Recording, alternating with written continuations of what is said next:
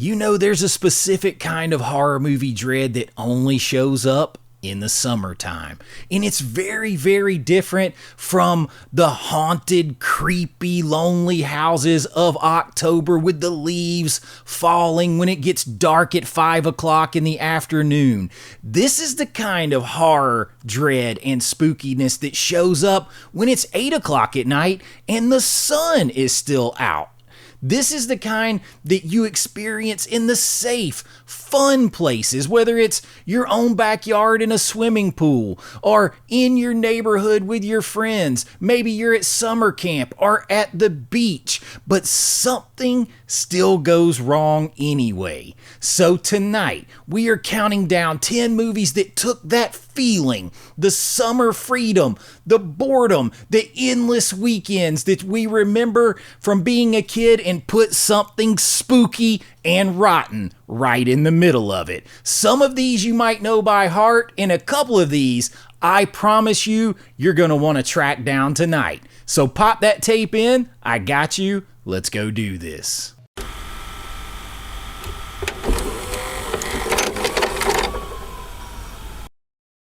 Alright, so we're going to start this countdown with a movie that is fun and scary. It doesn't take itself too seriously. It is the vibe of summer and horror all mixed together. We're talking 2004's Club Dread by Broken Lizard, and this is actually my favorite movie from this group. This and Beer Fest, it's way ahead of Super Troopers for me. And this is a slasher spoof that takes place at a tropical resort, and you have a washed up one-hit wonder musician loosely based on Jimmy Buffett, and it's played flawlessly by Bill Paxton as Coconut Pete, who is having the time of his life in this movie. And I think you mean Pina Coladas, you son of a, you know what I'm saying here. Somehow this movie works completely. It works as a slasher. It works as a horror. This has pure island vacation vibes, pure horror vibes. It is all there. Beautiful women, crazy, inventive, and fun, ridiculous kills. Nobody's pretending this one is high art. It's absolutely fun. Grab your beach chair and your machete and a coconut rum drink with Coconut Pete and travel to Pina Coladaburg and Club Dread. This one is a perfect summer night horror movie. Have a blast.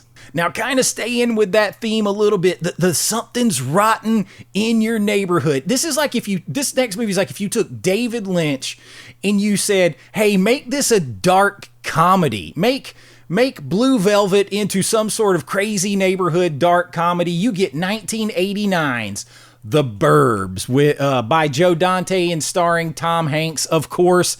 This is maybe the single greatest argument ever made that suburbia itself can feel like a haunted house. This is almost like the kid adventures that you and your buddies got on in the summertime, exploring haunted places and working yourself up to believe all these things were going on.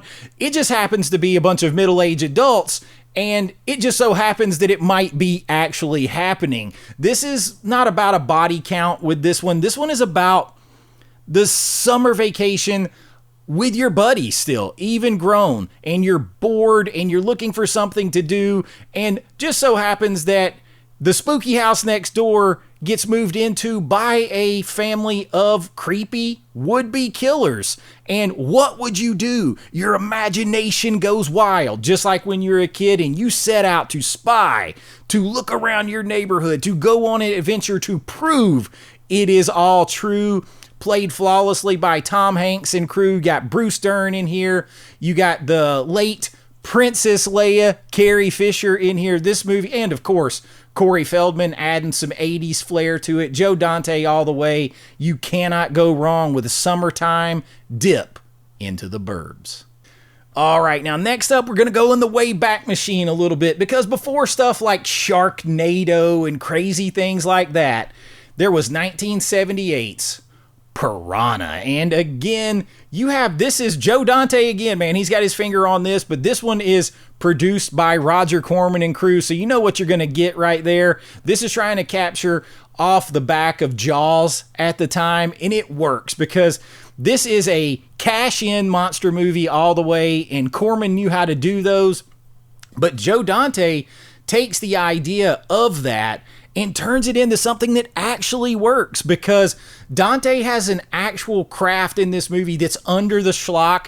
And I'm a big Corman fan anyway. I love it. But you have a summer resort, a river full of genetically engineered killer fish, and a body count that turns a lazy river trip into an absolute nightmare here. This is drive-in, over-the-top, ridiculous, fun horror filmmaking for the summer at its absolute peak.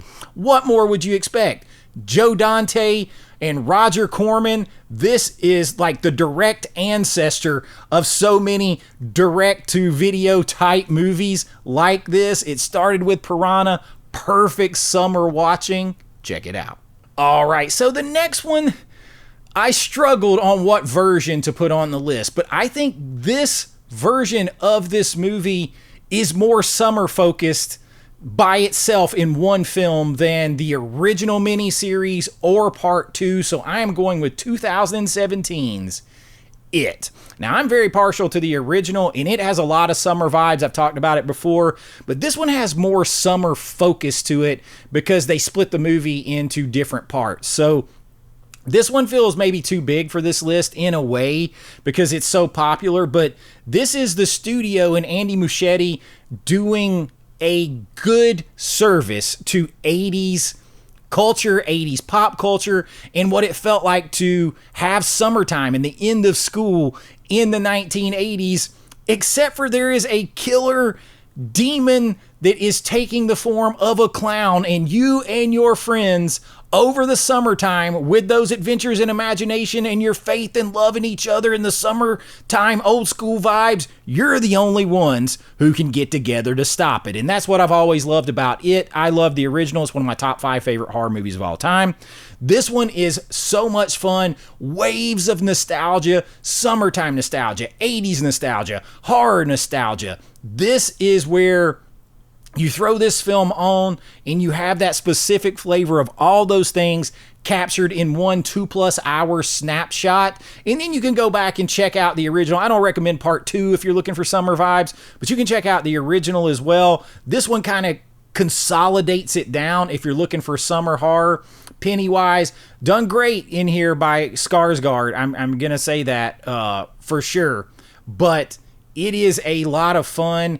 And for me, it was such a nostalgic hit that took me back to the original, into those old school summer times, into the 80s. You gotta love it. Now, it's impossible to do this list for someone who graduated high school in the 1990s and was a huge Sarah Michelle Gellar fan and Buffy the Vampire Slayer and that whole crew, and not have I Know What You Did Last Summer. I mean, it's right there in the title. What do you want from me? You got Sarah Michelle Gellar, you got Freddie Prinze Jr., you got Jennifer Love Hewitt, you got Ryan Phillippe. These people were massive in the 90s. And this movie kind of captured all that with the Hookman sort of mythology baked right into it. This is sort of that post-Scream era too. So this was right there for me in every single way. I associate it with having just graduated high school and all of those things, and the summer of freedom after that, and these people were close to my age. So much stuff. This one has you covered. It has summer vibes, small town vibes, horror all the way. Everything that you would want is captured into this. This is something like, you know, and it asks the question, what if you did something trying to have fun, all that freedom that you're getting, and you did something that you can't take back and you have to live with it. And it's a little slicker and more well done when you look back at it than people give it credit for. The casting all works. It was odd at the time to see Sarah Michelle Gellar kind of more helpless because she was on TV as Buffy playing a badass, but that's all right. This thing is fun. It fits right in there with Scream, but it brings in all those summer vibes, small town, Hookman. It hits all the exact same nerves as Scream, but it has it in the summertime atmosphere, and you can't exchange that, especially on a list like this. I mean, come on. You got to have I Know What You Did Last Summer. And I'm going to go ahead and save you wondering Jaws is not on this list. Jaws also goes without saying, but I talk about Jaws a lot around the 4th of July. Always check out Jaws. But when you're talking about summertime horror, I Know What You Did Last Summer, y'all. It's got to be here. All right, so with the next one, I'm going to cheat a little bit because I'm going to recommend the franchise of this. And I think I grabbed part 2 because I just love the art on part 2. But I'm talking Sleepaway Camp. And if you want to go back to the original, it's 1983. This one comes a couple years after. But how many of us saw that awesome artwork back in the day in the VHS rental store? So I just love this artwork. So I love pulling it and showing it off. But this is, I'm not going to spoil the ending if somehow you do not know about the ending of this movie yet. But this is a camp slasher all the way with a twist ending. You are at summer camp. This one's going to be talked about in 2 a.m. forums online till we are old and gray, before, long after Reddit and something else takes the place of Reddit, because of the twist at the end of the original Sleepaway Camp from 1983. Because more than 40 years later, it might be more relevant and more controversial than it was at the time it came out, but definitely has all the summertime vibes. You are at summer camp. You have people getting killed around summer camp. You have lakes and all of the stuff that would go with the summer camp tropes, but you have one hell of a twist at the end that scarred a lot of people for life. You can't talk summer horror without talking about Sleepaway Camp. Check out the whole franchise and start with the first, but never forget the iconic art of the second. All right, so next up we are going to, you can't do a list like this either without having Friday the 13th. I mean, it basically invented the summer camp genre that we know of. And for me, there's one that is a sampling of all of them that captures everything about Friday the 13th, everything about summer horror, camp horror, all the best parts distilled into one, and that is Friday the 13th, the final chapter from 1984. If you're keeping score at home, this is the 4th Friday the 13th.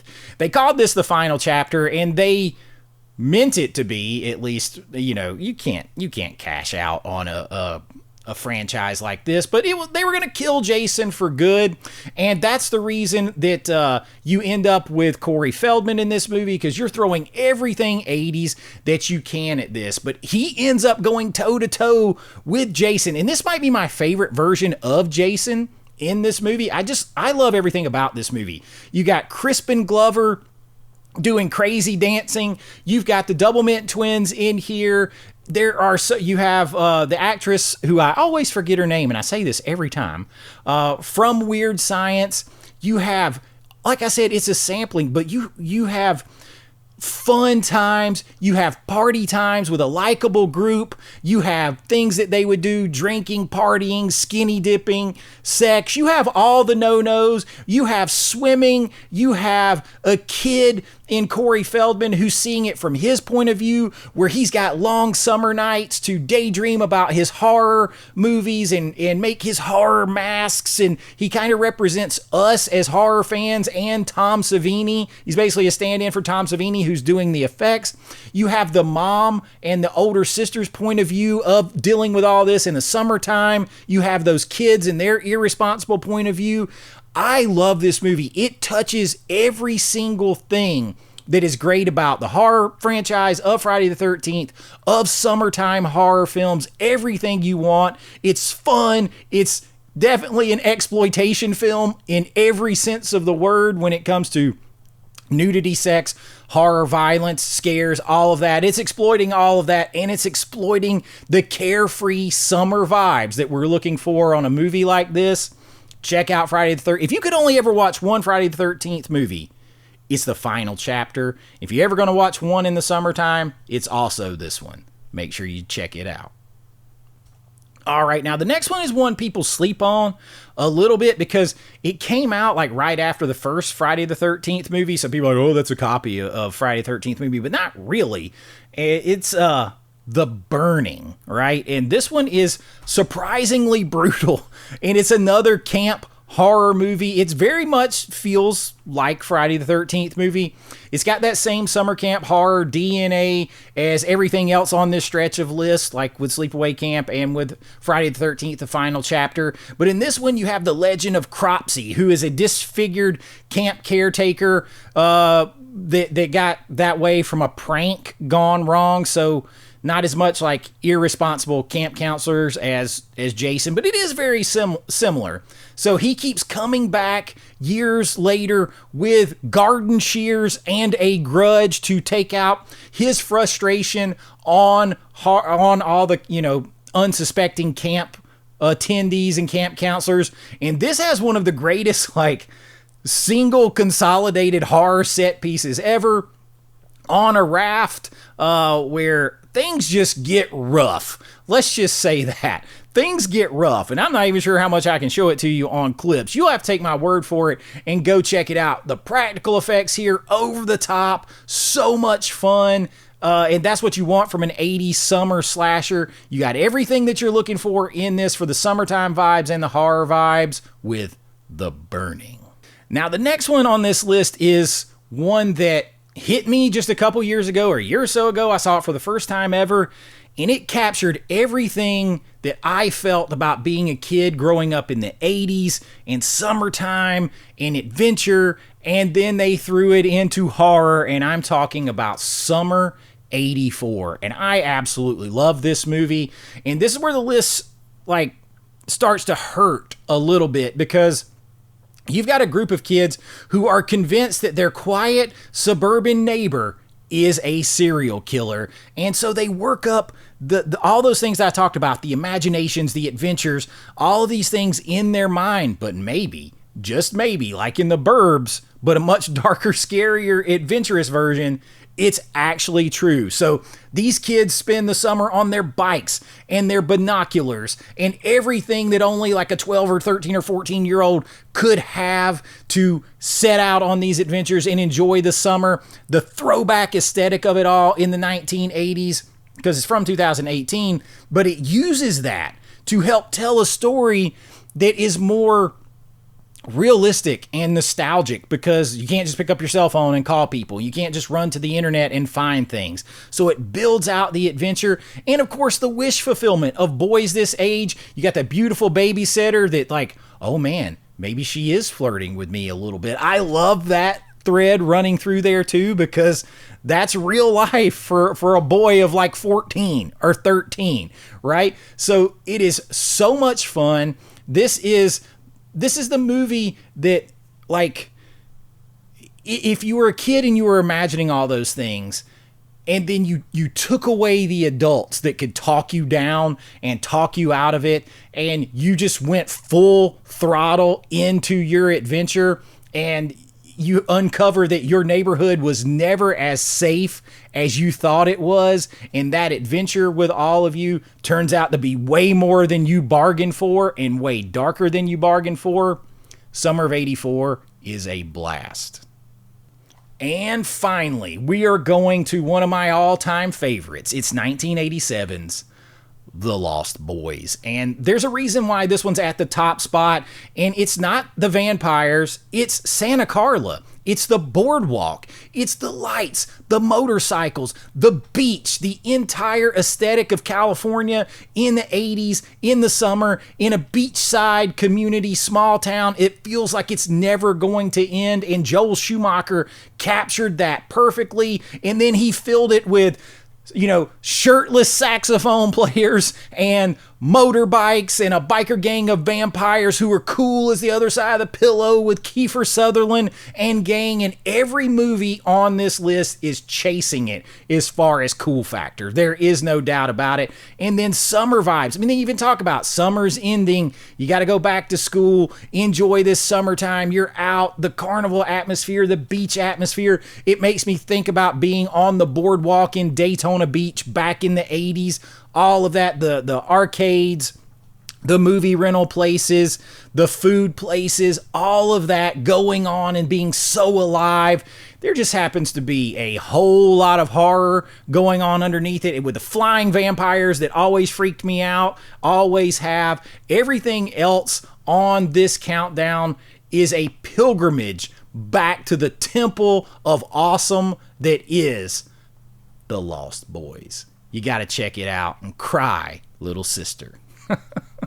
So that is it. That is the list. The movies that took the summer season and threw a little bit of October and horror underneath it all to shake things up. And if you've got one left in you, check out Jaws after all this, of course. But let me know other summer horrors that you love. Drop them in the comments. We still got a little bit of time left, but spooky season on this channel is rapidly approaching, where we're going to do 50 plus videos in around 60 days.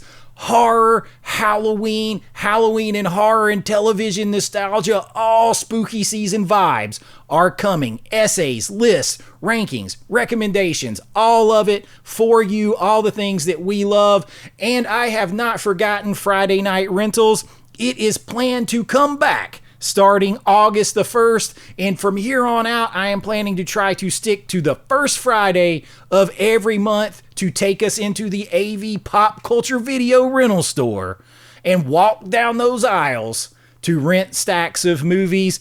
This Saturday, we're getting something a little bit different, a big essay, because I've noticed so many people just don't want to get excited about things anymore. They only want to click on videos and talk about videos if there's something controversial, something to complain and discuss about. So the question is, why don't we get excited anymore about things the way we used to? We're going to talk about some of that and go down to some nostalgia on that and figure out the root of that problem. And we're just going to have a blast together. So I hope you check it out.